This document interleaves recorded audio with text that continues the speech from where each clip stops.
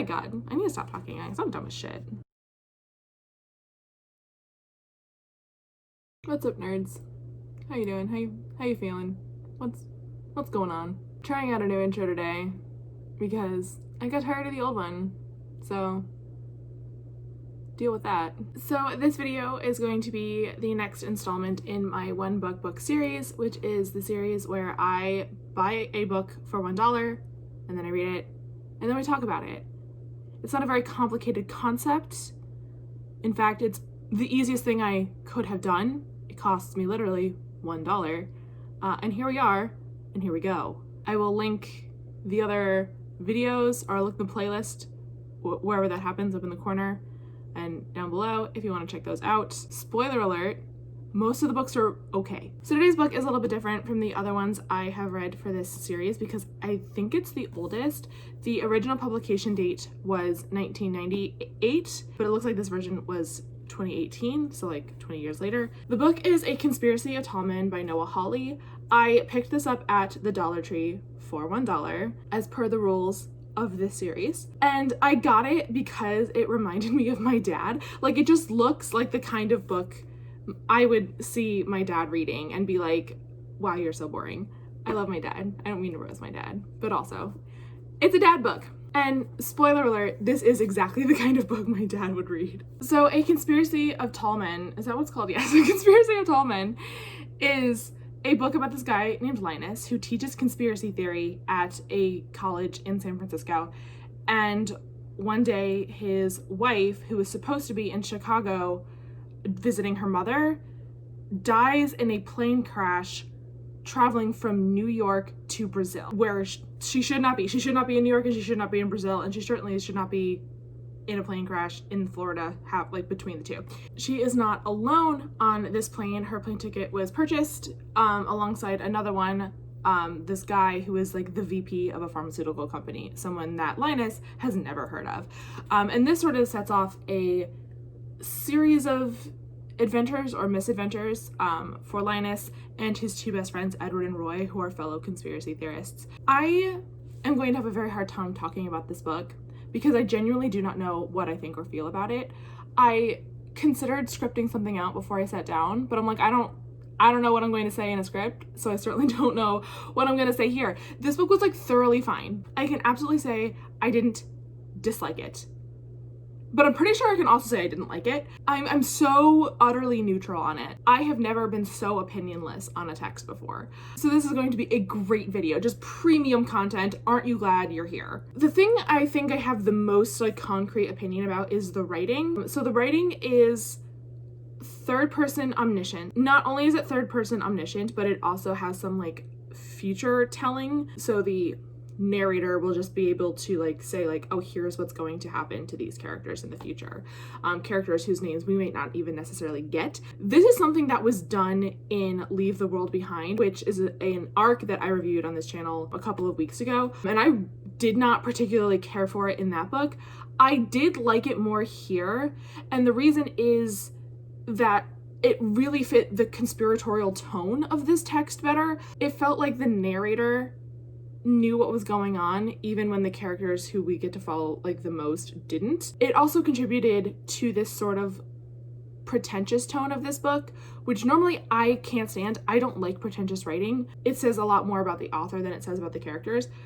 That is not the case in this book. There were times where the writing made me want to roll my eyes, except it always, or I would say the vast majority of the time, it felt like this is how this particular character would be thinking about what's going on. You know, it felt appropriate for the people and the situations we were following. It felt like everyone thought that they were way more important than they actually are, which is what a conspiracy is. Everyone just thinks they're so important and everything is like, you know, the end of the world. One thing that worked for me, but shouldn't have, is the dialogue. And so ultimately I'm going to say this is a critique, even though I had fun. So the guy who wrote this, Noah Hawley, he is apparently a TV writer, and he was a writer and producer on Bones, which is a show I have watched every single episode and every single season of, and we can talk about my personal character flaws later. And it absolutely felt, the dialogue absolutely felt like a TV show.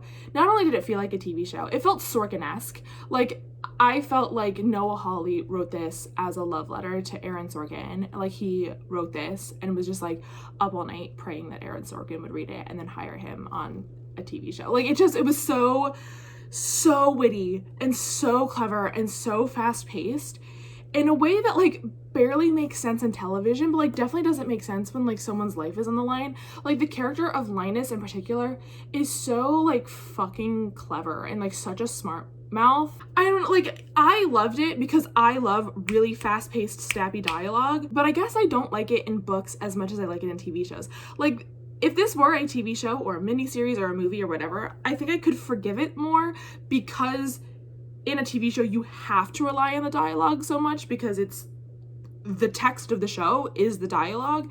When that isn't the case in a book, there's other text besides what's in quotation marks. Yeah, it was just so fucking clever. Like, everyone always had the smartest thing to say, and I just wanted everyone to like calm down. I could take that kind of pretension in the narration because it felt like the character was expressing their own self-importance, self-aggrandizing behavior. But when it comes out in dialogue, it's like, who talks like this to each other? And I get that sort of like everyone in this book is outside the norm of culture, and like, fine, that's fine. But it felt like a lot. It felt like a lot. And I guess even though I said I enjoyed it, and I did enjoy it because it was good writing, it was also too much for this book. There is a plot twist, I guess. I don't know if I necessarily saw it coming. It was definitely like an option that was always on the table. Something is revealed to be not true, and I won't say what that something is, but something that we believed is revealed to be not true.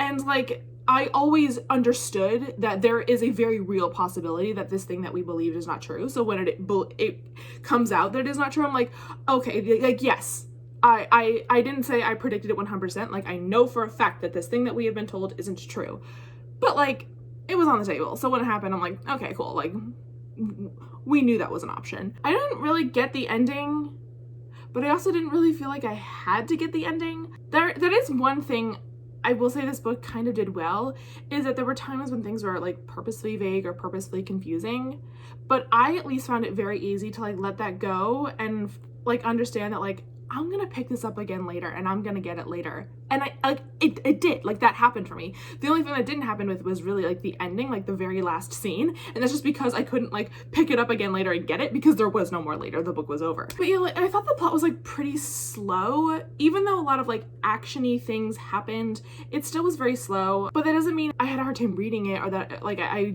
couldn't follow it. I kept wanting to put it down, because I didn't. I read it in just a couple of days while I was also doing other things. So you know, it wasn't hard for me to like get through it. I wouldn't say I was riveted by it. I wouldn't say it was like a can't put down page turner. Like, it wasn't that, but it also wasn't like so boring I didn't know what to do with myself. I had fun reading this sort of like pre 9/11 conspiracy world because, you know, I'm 25, I was born in 95.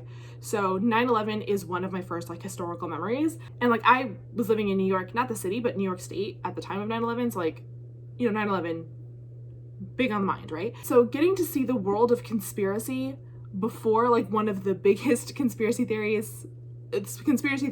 generating events of the last, you know, now 20 years, it's very interesting, right? Like, it's very interesting to see not only just like, first of all, the technology is fun, a lot like faxing is happening, and you know, it's sort of a blast from the past. But is it interesting enough to be a selling point of the book? No. Yeah, like that was fun, seeing almost how innocent the world of conspiracy was in 1998. I thought Hawley's introduction was actually like pretty good. How the idea of conspiracy has changed, and like, yes, conspiracy theories were like really rampant in the 90s, but conspiracy and false information and all this shit is like, it's so much different now, and the internet has made things so different. I felt nostalgic for like back when conspiracy theorists were just kooks and not government officials. So what do I think about this book?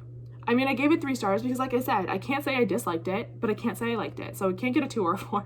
It was a fine experience. But every time I picked it up, I'm like, I don't really know what I'm going to feel reading this. And every time I put it down again, I was like, I don't really know what I just felt. Do I recommend this? I think if you like conspiracy books, if you like sort of this kind of story where like you don't know what the truth is, you don't know who to believe, you don't even know if the protagonist is someone you should be like really believing, if that's what you like, I think you will like this. I think there are better versions of this book than this, but if you like it, I think you'll have a good time. Obviously this was written in 1998. I'm sure like other books that have come out more recently than in the past, what is this now, 22 years.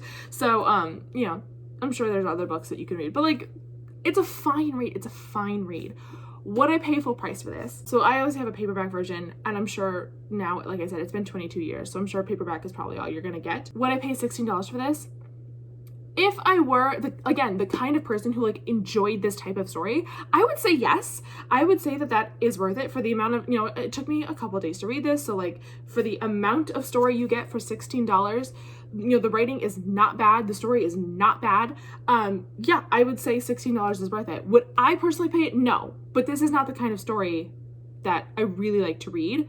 So there's that. Am I okay with having paid $1 for it? Absolutely. Like this was 100% worth a $1 experience, like for sure. I really feel like I said absolutely nothing about this book other than maybe the writing. Like I feel like I normally just talk more about books, but I am so, I don't know, I have no thoughts about this book. It took me like scraping the bottom of my brain barrel to even come up with what I've said so far, because this is such a neutral book for me.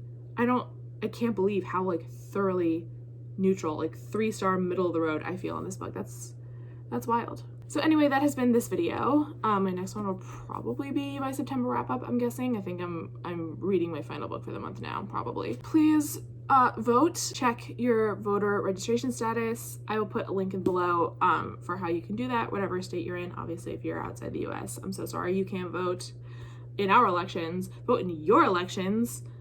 If you are in a country that has elections, I mean, most countries do, right? Oh my god, I need to stop talking, guys. I'm dumb as shit. This is gonna be how y'all find out how absolutely ignorant I am about what happens in other countries. Also, next month is October, so if you guys have recommendations for like horror books or spooky books or just like fun witchy books for me to read to celebrate the most holy of months, I would be happy to read those and talk about them here. I probably should have saved Saw Kill Girls for October. I think a mistake was made. Okay, that is all I have. Thank you so much for watching, and yeah, I'll see you guys in the next one. Okay, bye.